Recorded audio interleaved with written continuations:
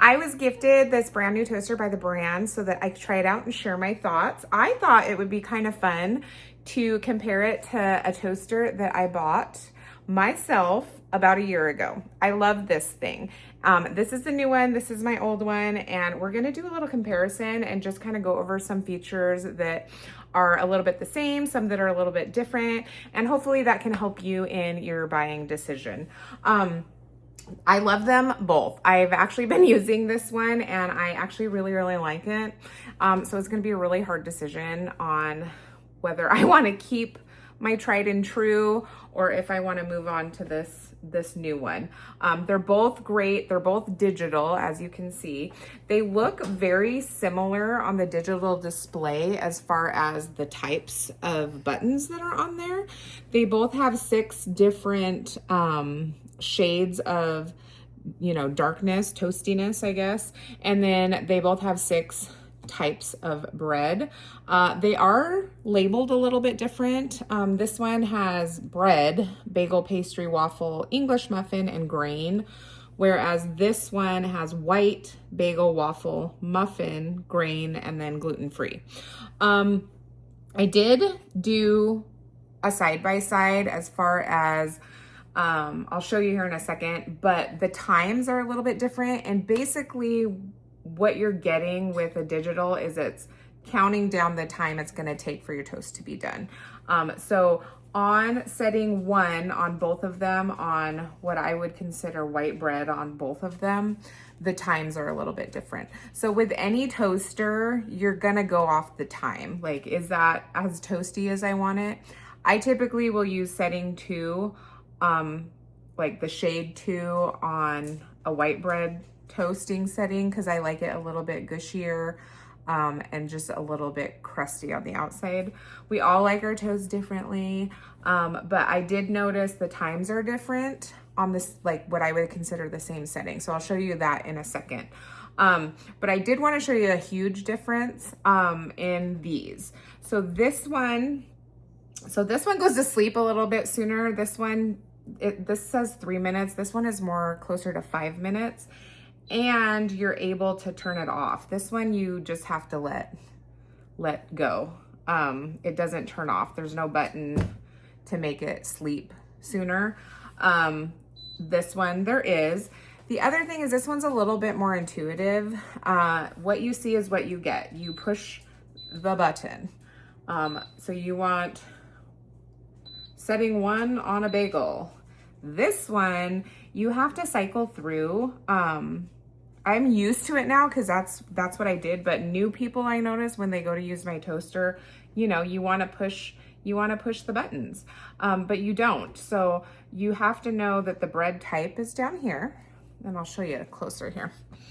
So you'd hit the bread type and it cycles through. So let's say I wanted a bagel, it's more pushing. So I get to the bagel and I want setting 1, or let's say I want setting 3. Then you just have to know to push the buttons down here. It's not as easy as that one. So that is a huge difference. I'm not sure. I think, unfortunately, I think I like the more intuitiveness of this, especially if you have little kids. It's a little bit easier to use. I'm so used to this one now that it doesn't bother me, but I do notice that for sure when a new person comes in. I do love this one, and I love the way it looks. It's a little more retro, and I honestly spent a long time trying to decide when I bought this. I loved this little rounded starter button here. I don't know what it is. I just really like it. I loved the boxiness of it.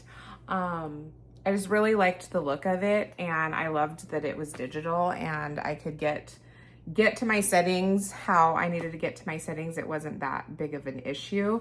But now that I have it side by side, I do really like how quick and easy that is. So this one is on the side, so that's quite different.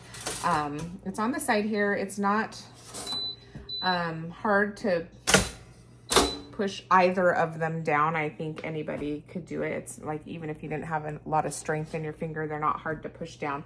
This is a flatter little tab whereas this is round, but I honestly picked it because of that. And then they both are pretty comparable, honestly, in the slats. So they both have the wide, like the width this way and the width this way are really, really great. So you can use, like if you have breads that are not uniform, that's very nice, or thicker breads like bagels or, you know, sourdough, something like that. They fit very nicely in there. They both do have that bagel button. So this one displays it here and this one displays it here. So when you hit bagel, it's only gonna heat the outside element so that you want the, like it shows here, the cut side out, so that it's toasting that side and not the outside of the bagel, if that makes any sense. And they both do have crumb catchers, which to me is a non-negotiable when it comes to toasters, because that is what can catch on fire. Those little pieces are the ones that get burnt and smelly and can catch on fire. So this one is a lot easier to take out and it's wider. So I do like that. So this one, you almost have to like lift the thing up and pull down and then pull it out. So in comparison, this one just slides right out. The little catcher is a lot bigger on this one than this one. So I do really, really like that one, just because it's a little more cumbersome on this side and not as wide, but you can wash them both and not have all those icky little crumbs that burn and cause issues in your toaster. I love the aesthetics. Obviously, I like the aesthetics of this one better because that's why I bought it, but this one is awesome too. It's a little more modern looking, not as square. They're about the same height. They do both have little feet. This one has a black little thing on the bottom, so you can't tell, but it does have feet. So it does sit up off of your counter. It's not sitting right on your counter, so you get some good airflow in there. But as far as functionality, they both work very well. I'm just gonna cook a piece of toast and just show you the difference in the time it takes. So I'm gonna just start both of these over. So I'm gonna do setting 1, and I'm gonna do, see, look, I wanna touch it. I'm gonna do the white bread, and then on here, I'm gonna do white bread on setting 1. So I just wanna show you the time difference and then what the time display looks like. So 1:10 on that one and 1:30 on that one. So to me, that would be the same setting on both of them. So this one is a little bit less time on that setting. I haven't had the chance to do every single setting on every single different type of toast because that would take me a really long time, but just know that there is a difference in the time it allows for each one to get to the first setting on white bread. But I want to compare and see if the actual toast is the same.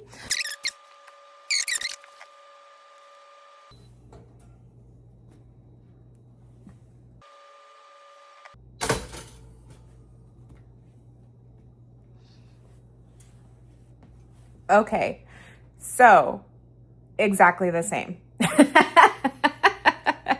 So I think the toasters have their toaster settings set for the toaster that they're at because the breads are actually the same. There's not one bit of difference. They're both still squishy with just a little bit of crust on the outside. I typically don't use setting 1.